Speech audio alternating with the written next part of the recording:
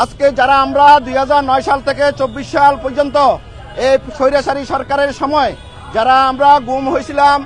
যারা এই গুমে যারা আর্মি যারা জড়িত ছিল, এবং এখানে শুধু তারা জড়িত ছিল না, এখানে এই আর্মিদের সাথে যারা আপনার জানেন ডিজিএফআই এবং র্যাবে যারা দায়িত্বে ছিল, এবং র্যাবের অনেক লোক এই গুমের সাথে জড়িত, এবং এই গুমের সাথে র্যাবের অনেক লোক জড়িত আছে, এবং ডিজিএফআইতে লোক জড়িত আছে, এবং অনেক লোক আজকে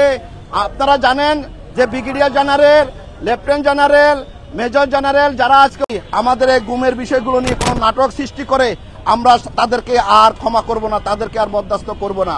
এবং অনেকগুলো ব্যক্তি আছেন যারা এই মামলার রেজাহারভুক্ত আসামি আছেন, তারা মামলা থেকে বাঁচার জন্য, নিজেদেরকে বাঁচার জন্য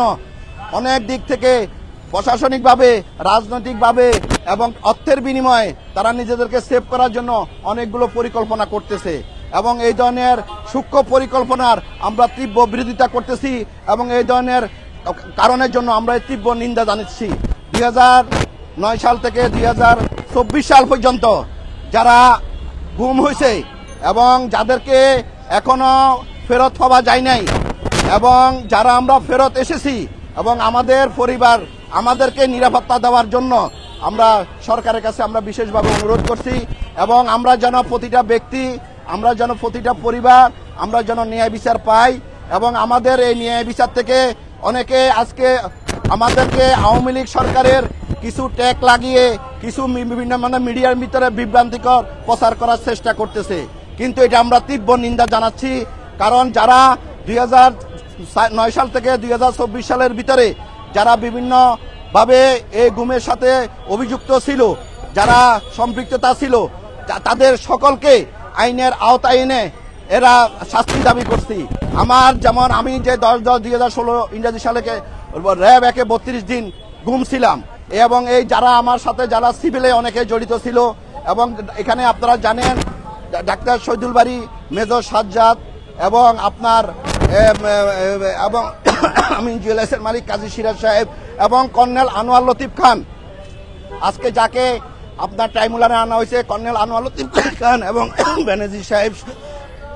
সহ অনেকে এই গুমের মামলার সাথে অভিযুক্ত, এবং অনেকেই আজকে যারা আছেন, আমরা যারা থানায় মামলা করছি, অনেক দুঃখ বিষয়, অনেকে আমরা যারা থানায় মামলা করছি, এই গুমের মামলা এখনো থানায় চলতেছে, কিন্তু আপনার এই আসামিদেরকে এখনো গ্রেপ্তার করা হচ্ছে না, আসামিরা নির্দ্বিধায় ঘুরে বেড়াচ্ছে, এবং এই ধরনের এই নীরবতার, এই প্রশাসনের নীরবতার, কেন এই ধরনের প্রশাসনের নীরবতার প্রতি আমরা তীব্র নিন্দা জানাচ্ছি। আমরা চাই এই গুমের মাধ্যমে আজকে একটি নতুন করে একটা সূচনা হলো, এই গুমের